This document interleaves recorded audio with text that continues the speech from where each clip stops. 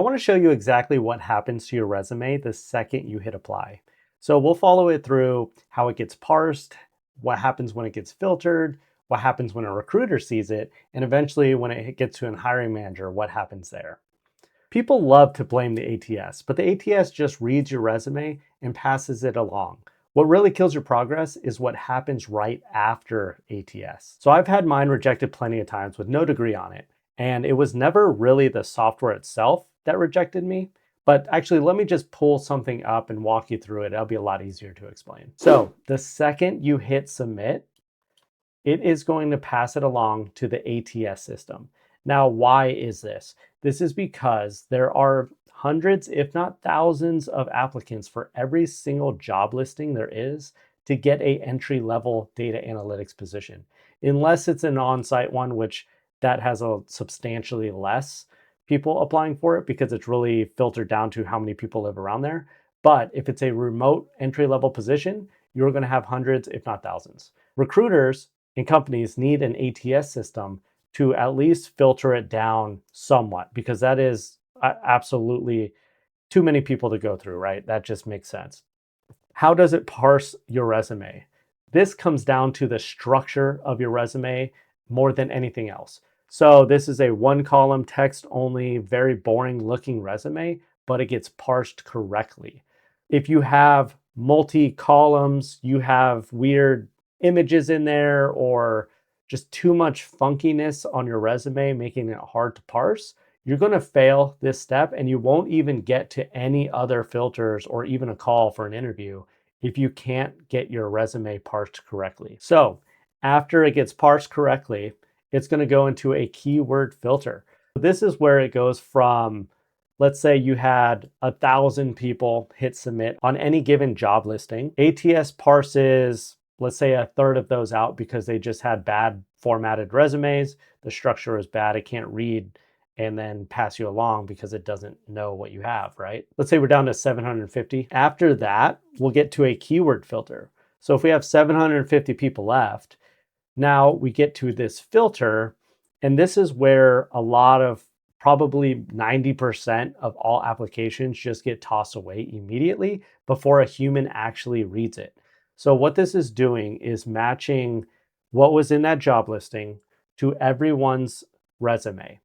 If there's not a good match there, it's going to toss it in the trash. That's why it's heavily important. And a lot of people say you need to match your resume to the job listing you're applying for, even though it takes a lot of time. Because if you don't do that and you don't have the right keywords that get past this filter, you will never get a recruiter to look at your resume.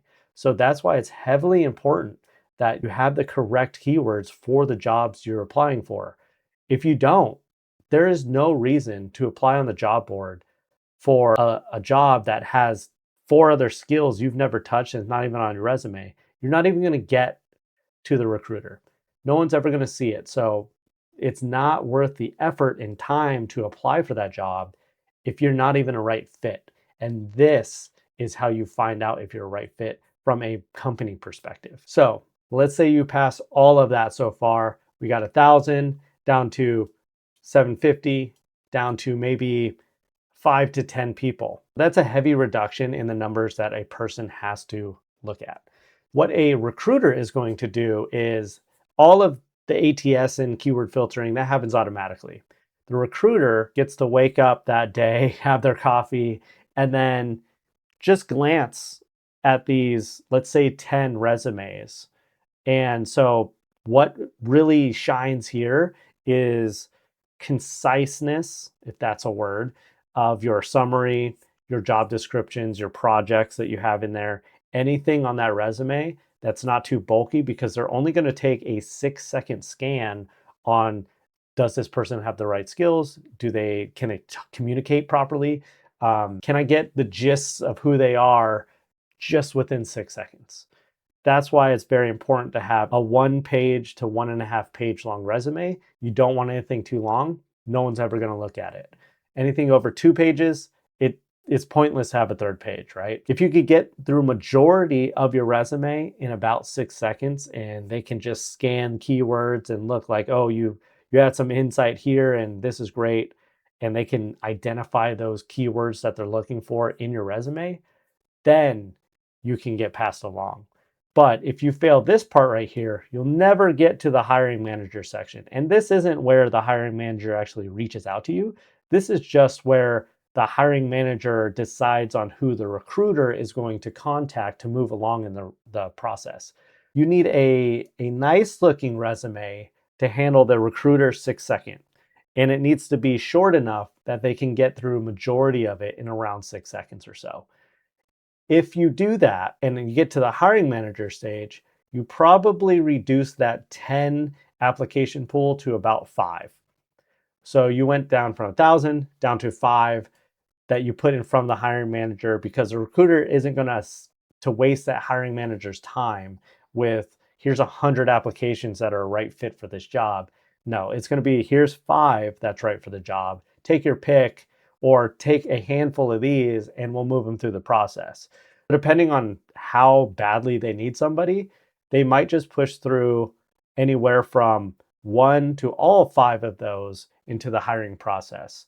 So what the hiring manager is going to do in this step right here, if you made it this far, is probably go through each resume in more detail. Actually take longer than 6 seconds. They might take a full minute, who knows? But they're going to read every word that's on there. And if there's something that's off, you'll probably get rejected at this stage. But most likely, if a recruiter is bringing it to your hiring manager's attention, like I would say 99% of the people that get here are probably going to get reached out to for that initial screen.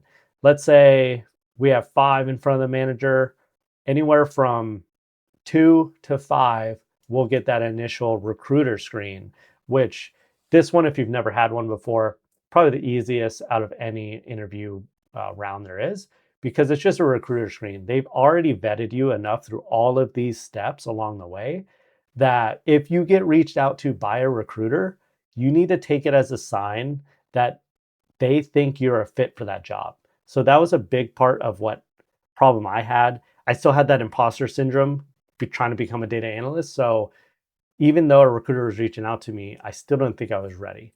But just know that if a recruiter is reaching out to you, they've already done their due diligence to know or to think that you're a right fit for that job. And so what it comes down to for this screen is probably a 30-minute call to go through your resume. And I would say 9 times out of 10, you'll get passed along to the next round after this. But this is also important because this is how you show who you are to the recruiter, not just based on a piece of paper. So you need to be personable here. You need to do your due diligence. If you have time to prep beforehand to actually look the recruiter up, try to find something in common, try to break the ice a little bit, try to be personable. You want to be well liked, or you want to be the person they want to work with, and it's going to be very easygoing process if they move forward with you. Just practice talking to them like they're your best friend or something like that. I think that'll go a long way to get past that screen. But even if they're reaching out to you, just have the confidence knowing that you are probably a right fit for the position. You just need to sell yourself a little bit more and come with like that little step up of energy, but not too much energy. So I hope that helps you understand the process of what happens when you actually hit apply to any given job. And I think understanding the individual steps can help you determine where the bottleneck is for your individual resume. And hopefully you can go optimize that resume and get further along in the interview process to get more interviews in the long run. So if you enjoyed this video, I hope you can subscribe. That's what this channel is all about, to help you break into data analytics. I love you, and I'll see you on the next one.